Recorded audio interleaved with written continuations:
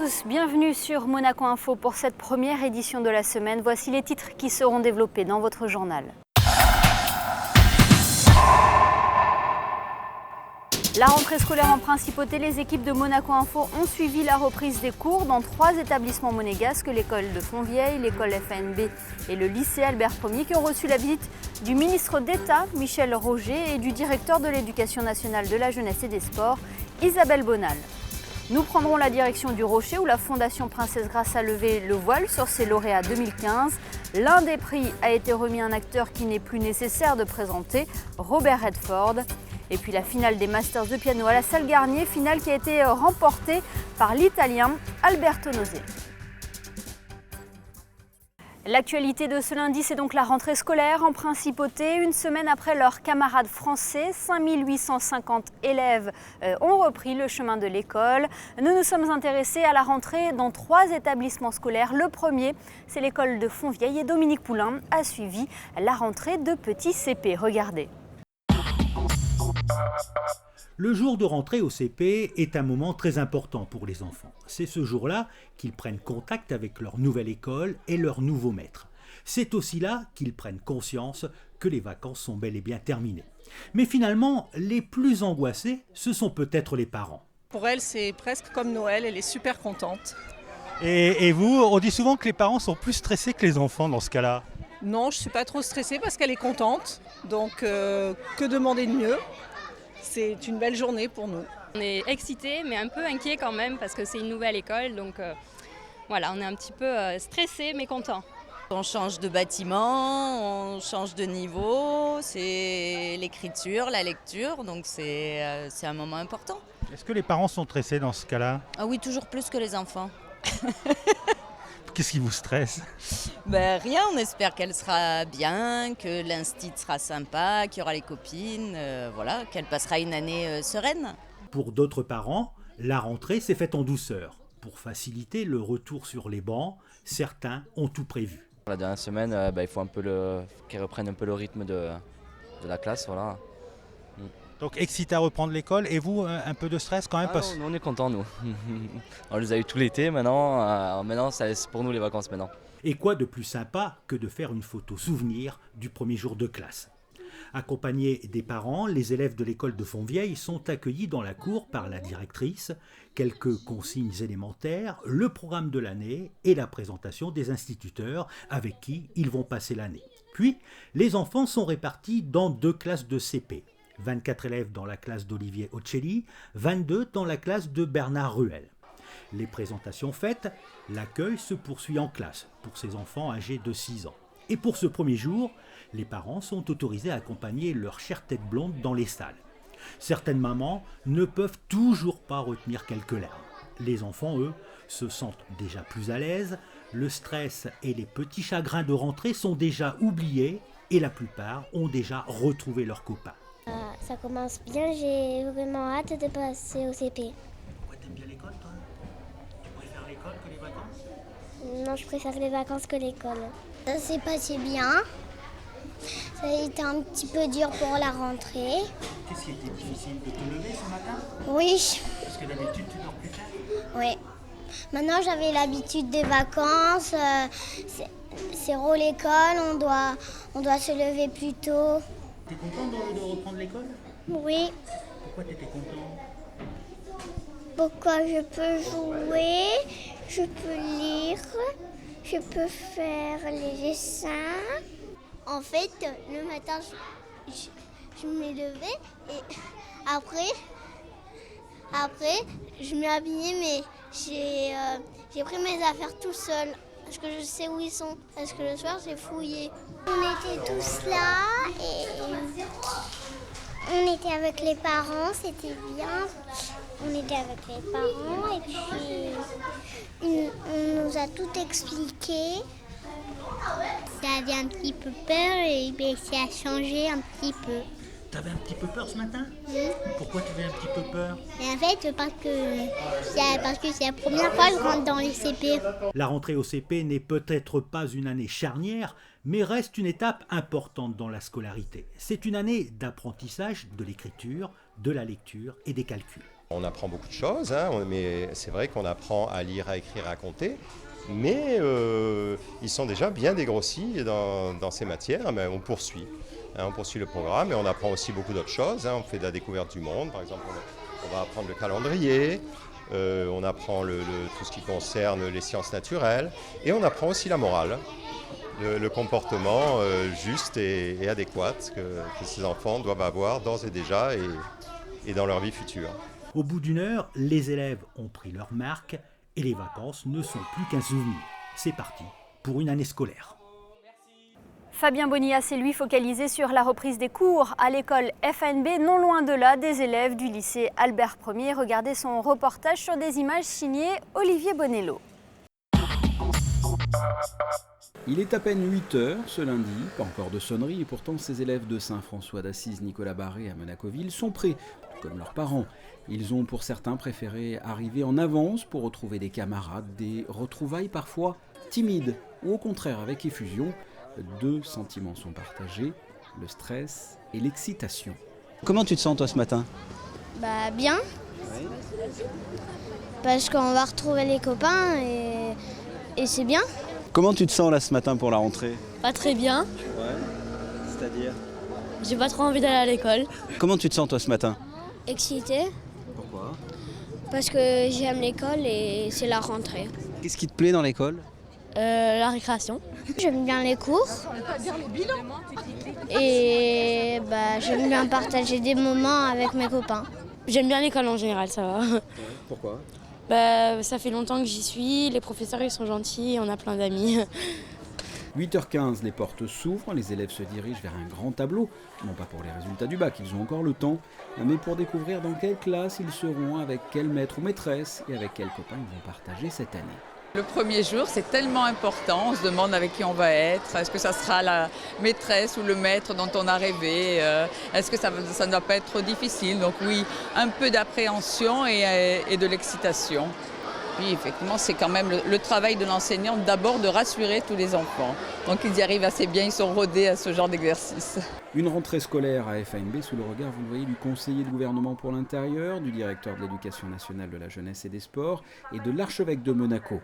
Restons sur le rocher, de l'autre côté de la place de la Visitation. Le ministre d'État Michel Roger a rendu une visite au lycée Albert Ier. L'établissement accueille 832 élèves au total, de la seconde à la terminale et même jusqu'au BTS. À 9h, ce sont les 241 élèves de la terminale qui répondent à l'appel de leur nom et vont avec la classe afficher leur meilleur sourire pour la traditionnelle photo de classe. La terminale, leur dernière année du cycle secondaire. Beaucoup d'émotions. Dernière année à Monaco. Non, ça va bien se passer. Après 2 mois de vacances, il fallait bien reprendre, mais on n'a pas trop quand même envie de reprendre. Mais la dernière année, on va essayer de bien travailler, on va y aller. Il y a des bonnes résolutions là? Oui, oui. Oui, beaucoup. Commencer à travailler dès le premier jour déjà, ce serait pas mal. C'est parti pour une année studieuse, le Graal est au bout du couloir, le baccalauréat. Et sans vouloir leur mettre la pression, l'année dernière, il y a eu 100% de réussite au bac général en principauté. Allez, au travail. Voilà pour notre chapitre consacré à la rentrée scolaire en principauté. Restons sur le rocher, vous vous en souvenez certainement. L'an dernier, la cérémonie de remise des prix de la Fondation Princesse Grace avait lieu à Los Angeles. Eh bien, la cérémonie 2015 a eu lieu ce week-end à Monaco. Sylvain Péroumal et Sandrine Nègre reviennent sur les lauréats primés au Palais Princier. Il a fondé l'Institut de Sundance, le festival américain du film indépendant. Il est aussi l'homme qui a murmuré à l'oreille des chevaux, réalisé une proposition indécente, était l'un des 2 hommes du président, interprété le Kid aux côtés de Butch Cassidy, Paul Newman. Il avait bien sûr donné la réplique à Meryl Streep dans le mythique Out of Africa.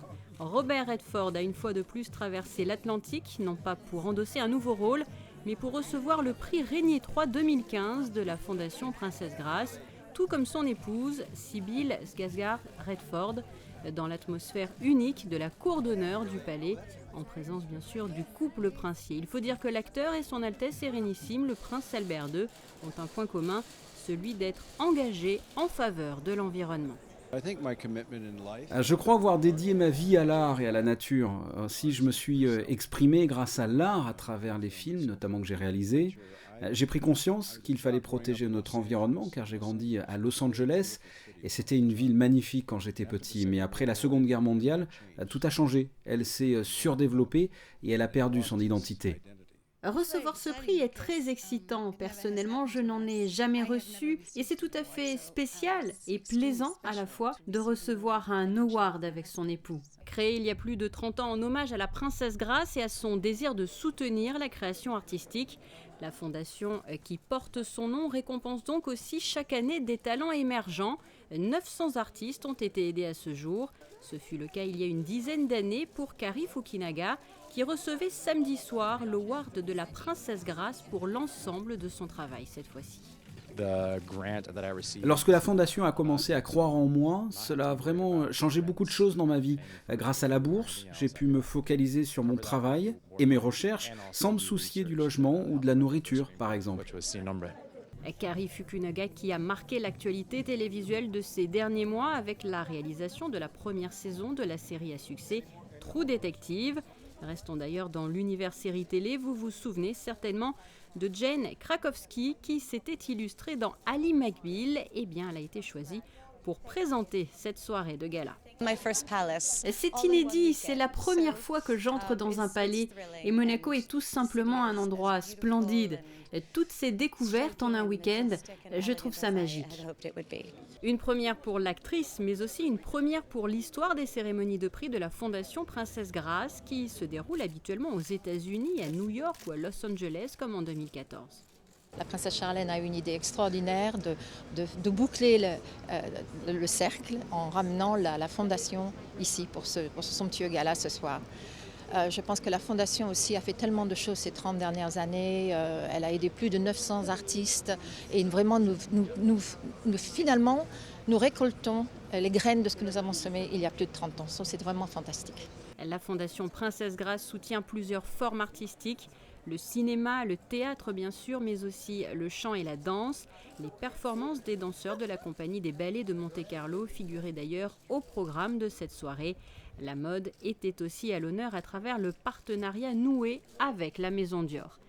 Et après la cérémonie 2015 de la Fondation Princesse Grace ici au Palais Princier, un autre temps fort est en préparation, toujours lié à la Fondation. Un grand déjeuner dans la ville de New York le mois prochain où le voile sera levé sur d'autres lauréats. Passons à l'actualité en bref et en images.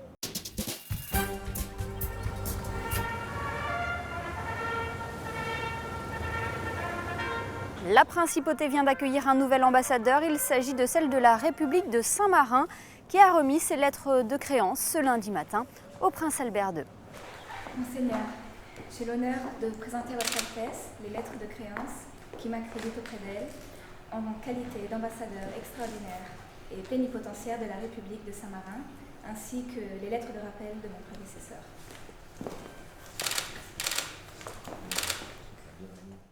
Parlons à présent des Masters de piano qui se tenaient ce week-end à la salle Garnier. José Sacré a suivi la finale qui opposait deux pianistes de renom, l'italien Alberto Nosé et le grec Vassilis Vavaressos. Regardez.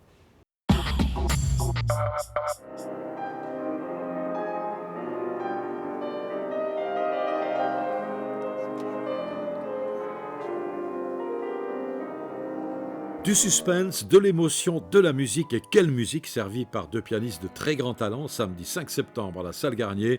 C'était la finale des Monte Carlo Piano Masters qui a opposé le pianiste italien Alberto Nosé, 35 ans, finaliste ici il y a quelques années, au pianiste grec Vassilis Vavaressos, 32 ans. À leur programme, le 13e nocturne de Chopin, pièce imposée aux deux finalistes, puis un concerto de leur choix, le 2e de Rachmaninov pour Alberto Nosé et le 1er de Tchaïkovski pour Vassilis Vavaressos.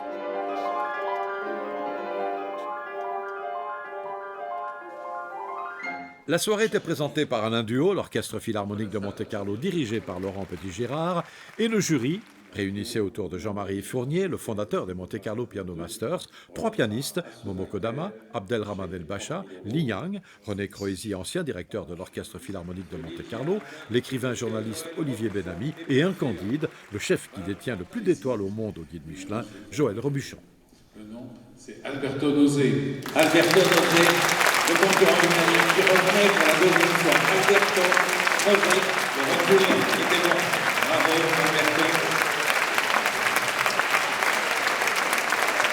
Vainqueur des Monte Carlo Piano Masters 2015, Alberto Nosé a reçu des mains de M. Lisi Macchio, représentant le prince souverain, un chèque de 30 000 €, prix Prince Régnier III, et de nombreux engagements pour de prochains concerts, notamment à Paris, Monaco, Rio, Shanghai. C'est toujours inattendu de gagner un prix. Un prix, c'est important. On n'est jamais sûr de gagner jusqu'à la fin. Il faut toujours lutter jusqu'à la dernière note. C'est une grande joie pour moi d'être revenu et finalement de gagner. È una rivincita un po' per me intérieure, anche perché ho sempre visto questo concorso come il concorso. C'est une revanche intérieure pour moi parce que j'ai toujours considéré ce concours comme le concours des concours, celui qui couronne un travail ardu depuis plusieurs années, et c'est bien de couronner ce travail par une victoire dans ce concours. Je pense qu'au final, c'est la musique qui est gagnante, et aussi la manière de transmettre l'émotion, de la manière la plus directe et la plus naturelle. C'est ce qui fait la différence. À un moment donné, excusez-moi de la comparaison, elle est peut-être pas bonne, mais j'ai fait une comparaison avec du vin. Vous savez, un vin, il y avait une puissance, et puis il y avait toute cette délicatesse, toute cette finesse, comme dans un vin, comme un grand cru de Bordeaux par exemple, et on retrouvait exactement la même chose dans le vin. Alors, c'est peut-être pas une bonne comparaison à côté de ces artistes, mais c'est vrai, j'ai eu cette même émotion que quand je déguste un grand vin. Et ce qui me fait plaisir, c'est que ça les lance maintenant dans leur carrière parce qu'il y a plus de 20 concerts qui sont offerts et celui qui a eu il y a 3 ans Culti-Chef fait une carrière formidable. Donc c'est vraiment un tremplin et je crois que c'est bien pour que Monaco m'aide pour faire dénicher ses talents. Parce qu'ils ont du talent, mais il faut aussi les faire voir.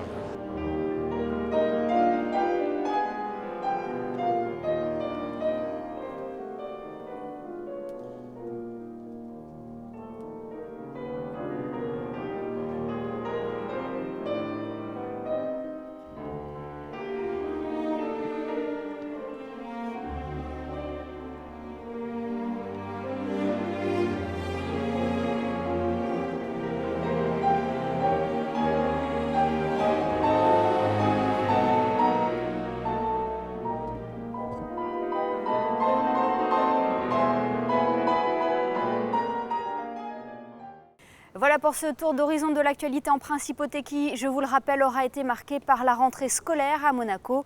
Je vous propose à présent de découvrir ensemble les prévisions météo pour les prochains jours.